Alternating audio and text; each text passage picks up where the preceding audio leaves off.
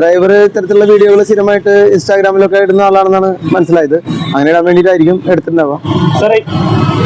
ഇവർക്കെതിരെ ഏതെങ്കിലും തരത്തിലുള്ള നടപടികൾ ഉണ്ടായിട്ടുണ്ട്? എന്തൊക്കെയാണ് ഇവർക്കെതിരെ നടപടികൾ? ലൈസൻസ് ലൈസൻസ് റദ്ദാക്കത്തക്ക രീതിയിൽ വണ്ടി വാഹനം ഓടിക്കുമ്പോൾ ഫോണിൽ സംസാരിക്കുക അങ്ങനെയൊന്നും ചെയ്തിട്ടില്ല. പിന്നെ ചെറിയ സ്പീഡിലായിരുന്നു, വലിയ പ്രശ്നങ്ങളില്ല.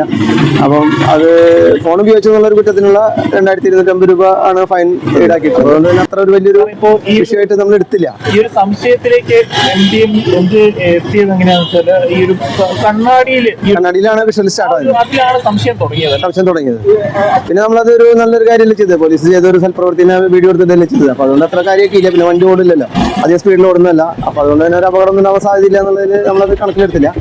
പക്ഷെ എന്നിരുന്നാലും പിന്നീട് അതിനെ കുറിച്ച് ഒരു അന്വേഷണം നടത്തി. അന്വേഷണം നടത്തിയപ്പോഴാണ് ഇതില് കുറെ വൈരുദ്ധ്യങ്ങളൊക്കെ കണ്ടെത്തിയത്. ഈ പ്രതികൾ പറയുന്ന, അല്ലെങ്കിൽ ഈ ഒരു സംഭവം നടത്തിയ ആളുകൾ പറയുന്ന, ഡ്രൈവറൊക്കെ പറയുന്നത് ഇവർ അങ്ങനെയല്ല, നമ്മള് രോഗിയെ ആശുപത്രിയിലാക്കിയതിനു ശേഷം മറ്റൊരു രോഗിക്ക് വേണ്ടിയിട്ടുള്ള യാത്രയിലായിരുന്നു, അതിനിടയിലാണ് ഈ ഒരു സംഭവം ഉണ്ടായെന്നുള്ളത്. അല്ല, അത് ശരിയല്ല. എന്താ വെച്ചാൽ ഇവര് രോഗീനെ അഡ്മിറ്റ് ആക്കിയത് തൃശ്ശൂർ മെഡിക്കൽ കോളേജിലാണ്. അവർ പറയുന്നത് അങ്കമാലിയിൽ നിന്നാണ് അവർക്ക് ഒരു കോള് വന്നത്. അങ്കമാലിയിൽ നിറയെ ആംബുലൻസുകളുണ്ട്. അപ്പൊ അവിടുന്ന് ഇത്രയും കിലോമീറ്റർ അകലെയുള്ള ഒരു വണ്ടി വിളിക്കാനായിട്ട് ഒരു സാധ്യതയില്ല. അതവർ പറയുന്നത് തന്നെയാണ്. അപ്പോ ഈ താങ്കള് അവരെ വിളിച്ച സമയത്ത് ഇവരുടെ ഭാഗത്ത് പൂർണ്ണമായിട്ടുള്ള സഹകരണം ഉണ്ടായിരുന്നില്ല. ഞാൻ ആദ്യം ഈ സംഭവം അറിഞ്ഞു. അപ്പൊ അതിനുശേഷം എന്റേതായിട്ടുള്ള രീതിയിൽ അന്വേഷണം നടത്തി.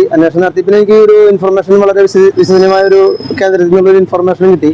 അപ്പൊ അതിൽ രോഗി ഉണ്ടായിരുന്നില്ല എന്നൊരു സംശയം പ്രകടിപ്പിച്ചു. അങ്ങനെയാണ് ഞാൻ ഈ മാളയിലുള്ള ഒരു ഹോസ്പിറ്റലിൽ നിന്നാണ് ഈ രോഗിനെ തൃശ്ശൂർ മെഡിക്കൽ കോളേജിലേക്ക് കൊണ്ടുവന്നത് എന്നുള്ളത് അന്വേഷണത്തിൽ മനസ്സിലായി. അങ്ങനെ മാളയിലുള്ള ഹോസ്പിറ്റലിൽ നിന്നുള്ള ഡിസ്ചാർജ് ടൈമും അവിടുന്ന് വണ്ടി കയറ്റിയ സമയവും മെഡിക്കൽ കോളേജിൽ എത്തുന്ന സമയമെല്ലാം ഞാൻ എടുത്തിരുന്നു. അങ്ങനെ എടുത്ത് നോക്കിയപ്പം ഈ വീഡിയോ എടുത്ത അശ്വിനി ജംഗ്ഷനിൽ വീഡിയോ എടുത്ത സമയവും ഒരിക്കലും ഈ വണ്ടിയിൽ രോഗി ഉണ്ടാവാൻ സാധ്യതയില്ലെന്ന് മനസ്സിലായി.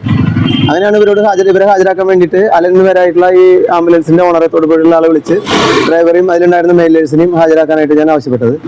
എന്നിട്ട് അവരൊരു 15 ദിവസത്തോളം അവർ ഹാജരാക്കാതെ പല കാരണങ്ങൾ പറഞ്ഞിട്ട് ലാഗ് ചെയ്തു.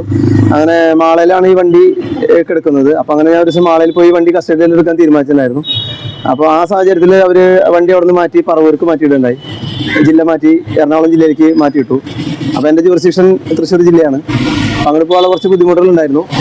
അപ്പോൾ ഞാനത് അവിടെ പോയി കസ്റ്റഡി എന്നിരുന്നാലും തന്നെ അനുമതിയൊക്കെ വാങ്ങി ഞാനത് പോയി കസ്റ്റഡിയിൽ എടുക്കാനുള്ള തീരുമാനത്തിലായിരുന്നു.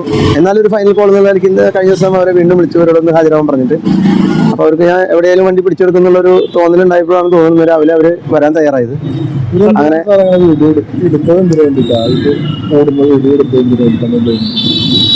സോഷ്യൽ മീഡിയയിലൊക്കെ ഡ്രൈവർ ഇത്തരത്തിലുള്ള വീഡിയോകൾ സ്ഥിരമായിട്ട് ഇൻസ്റ്റാഗ്രാമിലൊക്കെ ഇടുന്ന ആളാണെന്നാണ് മനസ്സിലായത്. അങ്ങനെ ഇടാൻ വേണ്ടിയിട്ടായിരിക്കും എടുത്തിട്ടുണ്ടാവുക. സാറേ, ഇവർക്കെതിരെ ഏതെങ്കിലും തരത്തിലുള്ള നടപടികൾ ഉണ്ടായിട്ടുണ്ട്? എന്തൊക്കെയാണ് ഇവർക്കെതിരെ നടപടികൾ?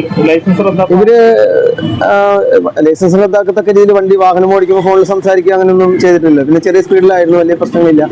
അപ്പം അത് ഫോൺ ഉപയോഗിച്ചു എന്നുള്ളൊരു കുറ്റത്തിനുള്ള 2250 രൂപ ആണ് ഫൈൻ ഈടാക്കിയിട്ടുള്ളത്. ഇനി അതിന് അന്വേഷണങ്ങളിൽ അങ്ങനെയാണ് നമുക്ക് ബോധ്യപ്പെട്ടത്. സാറേ, ഈ സൈറൺ ഉപയോഗിക്കാതെ ഇത്തരത്തിൽ, അല്ലെങ്കിൽ രോഗികളില്ലാത്ത സമയത്ത് സൈറൺ ഉപയോഗിക്കാൻ പാടുണ്ടോ? അതൊരു നിയമവിരുദ്ധം? ഇല്ല, രോഗിയെ കൊണ്ടുപോകുമ്പോൾ മാത്രമേ സൈറനും ലൈറ്റുകളെല്ലാം ഉപയോഗിക്കാൻ പാടുള്ളൂ. അല്ല സമയത്ത് സാധാരണ വണ്ടി പാലിക്കേണ്ട എല്ലാ നിയമങ്ങളും പാലിച്ചു വേണം പോകാനായിട്ട്. പിന്നെ ആംബുലൻസ് ആണെന്ന് കരുതിയിട്ട് ഓവർ സ്പീഡ് പോകാനൊന്നും പാടില്ല.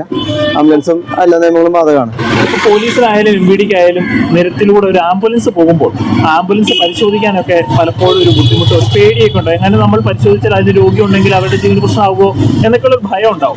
അങ്ങനെ പേടിയൊന്നുമില്ല. ഞാൻ ഒരുപാട് വണ്ടികൾ ഇപ്പോൾ സൈറനൊക്കെ ഇട്ട് വരുന്ന വണ്ടികൾ നിർത്തി പരിശോധിച്ചിട്ടുണ്ട്. അതിൽ ഡിപ്പാർട്ട്മെന്റിനെ കബളിപ്പിക്കാൻ വേണ്ടിയിട്ട് ടാക്സ് അടയ്ക്കാതെ സൈറനിട്ട് വന്നിരുന്ന വണ്ടികൾ പിടിച്ച് ടാക്സ് അടപ്പിച്ചിട്ടുണ്ട്, കേസെടുത്തിട്ടുണ്ട്. അപ്പോൾ ആംബുലൻസ് ഇത്തരത്തിലുള്ള നടപടികൾ ഇപ്പൊ നമുക്ക് പുറമേ നിന്ന് കാണുന്നതിൽ ഒരു പരിമിതി ഉണ്ടല്ലോ, രോഗി ഉണ്ടോ ഇല്ലയോ എന്നൊക്കെ പല ആംബുലൻസുകളും. അപ്പൊ അതൊക്കെ എങ്ങനെ പെട്ടെന്ന് തിരിച്ചറിയും? രോഗിയില്ലാതെ പോകുന്നത് ശ്രദ്ധപ്പെട്ടിട്ടുണ്ട്.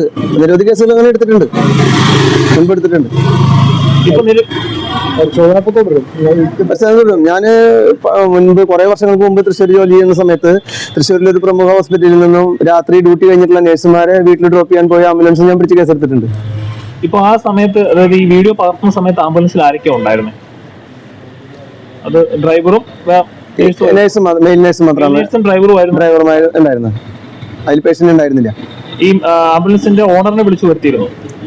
ഓണർ തൊടുപുഴക്കാരനാണ്. അദ്ദേഹത്തിനെ വിളിച്ചിട്ടാണ് ഇവരെ ഹാജരാക്കാനായിട്ട് ഞാൻ നിർദ്ദേശം കൊടുത്തിരുന്നത്. ഇന്ന് വന്നത് നേഴ്സും ഈ നേഴ്സും ഡ്രൈവറാണ്. അന്ന് ആ സംഭവ ദിവസം അതിലുണ്ടായിരുന്ന നേഴ്സും വാഹനം ഓടിച്ചിട്ടുണ്ടായിരുന്ന അവരുടെ പേരുകൾ ഫൈസൽ എന്ന് പേരായിട്ടുള്ള ഡ്രൈവറാണ്. ഇർഫാൻ എന്ന് പറഞ്ഞ ആളാണ് മെയിൻ നേഴ്സ് ആയിട്ടുള്ളത്.